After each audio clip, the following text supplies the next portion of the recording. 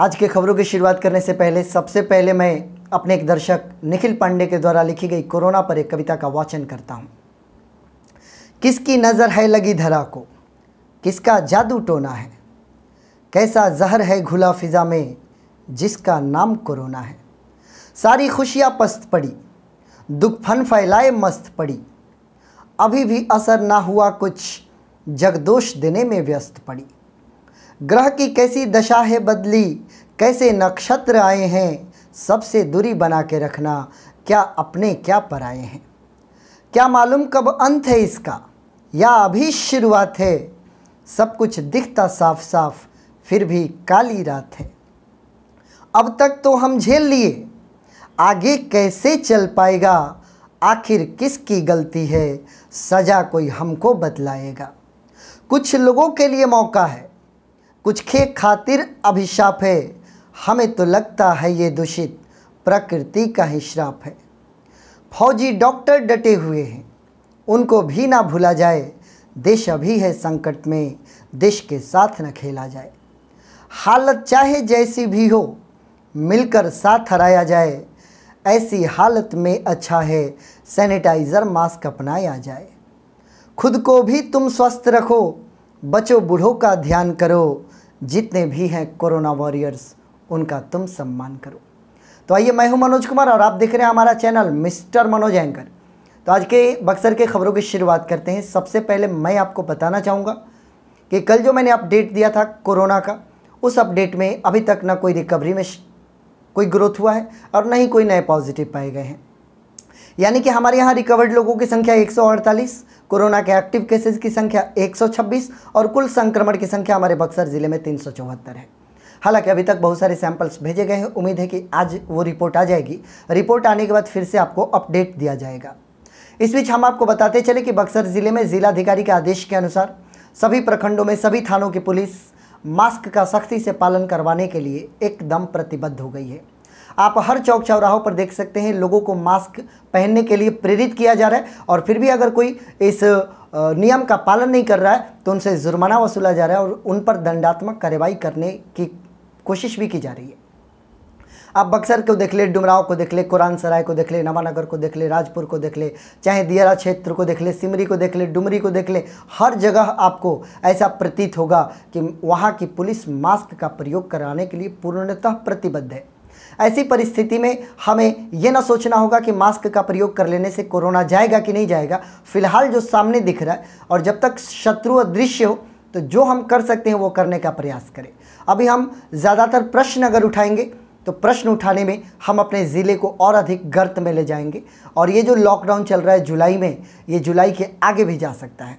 ऐसी परिस्थिति में हम सभी का यह प्रयास होना चाहिए कि प्रशासन जो कह रही है हम उसका पालन करें और भीड़ को अवॉइड करें, अनावश्यक बाहर जाने से बचें और जब बाहर जाए भी तो मास्क का प्रयोग अवश्य करें।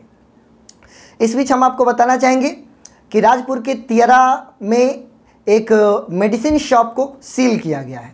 कारण वही था, मेडिकल शॉप के जो ऑनर थे उन्होंने मास्क नहीं लगाया था। प्रशासन ने उनको रंगे हाथों पकड़ा और उसी समय उनकी दुकान को सील किया गया।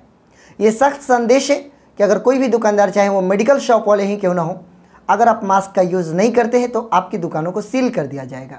इस कड़ी में कार्रवाई करते हुए बक्सर में किराना दुकान को भी सील किया गया है।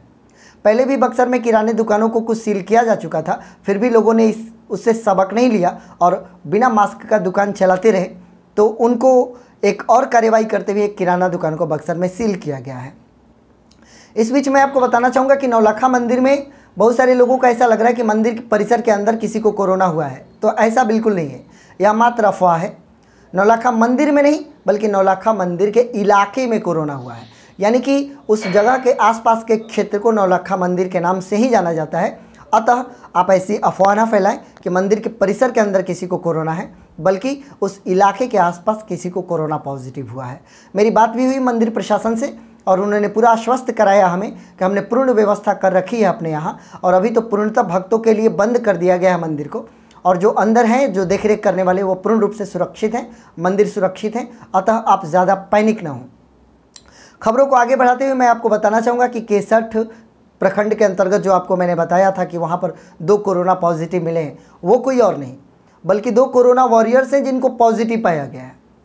ऐसे कोरोना वॉरियर जिनको कि कितना भी संकट में अपने कर्तव्य का निर्वहन करना है।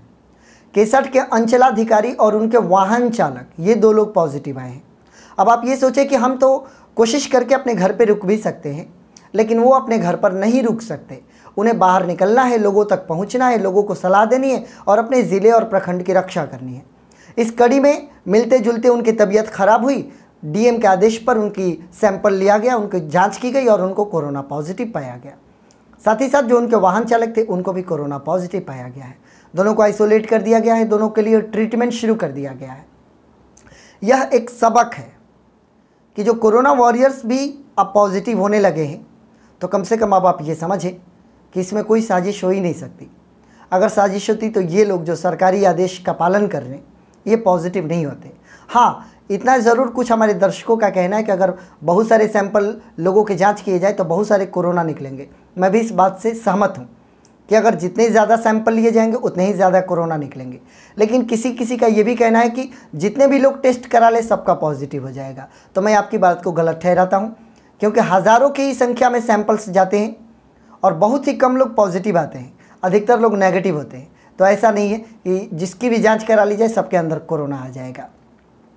इस बीच हम आपको आगे बढ़ाएंगे। एक और दुखद घटना आ रही है कि नवानगर थाना के अंतर्गत एक गांव है गुंजा डेहरी, वहां पर एक 15 वर्ष के बालक का कांव नदी में डूबने से मृत्यु हो गई है। बताया ये जा रहा है कि वो 15 वर्ष के बालक अपने पिता कामेश्वर पासी के लिए भोजन लेकर जा रहे थे और भोजन देकर वो जब लौट रहे थे तो उस बालक की इच्छा हो गई कि कांव नदी में जाकर स्नान कर ले। स्नान करने के क्रम में ही पानी अधिक होने के कारण, चूँकि बारिश का मौसम है और हर नदी नाला उफान पर होता है, उनकी वहाँ पर डूबने से मृत्यु हो गई। यह बहुत ही दुख की बात है। अभी कल की ही घटना थी, कोपवा ग्राम में भी एक व्यक्ति के डूबने से मृत्यु हुई थी। कुछ दिन पहले हमारे डुमराव के छठिया पोखरा में एक बालक के डूबने से मृत्यु हो गई थी। ये लगातार पानी का जलस्तर काफ़ी ज़्यादा बढ़ा हुआ है, चाहे वो नदी हो, नाला हो, कोई भी जगह पर। आप अगर छोटे हैं या आपको स्विमिंग नहीं आती या फिर आती भी है तो आप ऐसे जगहों पर स्नान करने के लिए ना जाएं। ऐसा करना आपके जीवन के लिए घातक हो सकता है। शोक संतृप्त परिवार के साथ हमारी संवेदनाएं हैं। ईश्वर दिवंगत आत्मा को शांति दे और परिवार को सहनशीलता दे कि इस दुख की घड़ी में वो अपने आप को ठीक से रख सके। तो यह हमारे बक्सर ज़िले का अपडेट रहा, जिसमें कोरोना में कोई भी वृद्धि नहीं हुई है। मैं आपके साथ हमेशा जुड़ा हुआ हूँ। जितने भी अपडेट्स हमारे पास आएंगे और जो आप तक पहुँचाने के लायक होगा हम आप तक पहुँचाते रहेंगे। आप हमसे जुड़े हैं और बहुत अच्छे तरीके से जुड़े हैं, इसके लिए आप सभी का बहुत बहुत धन्यवाद।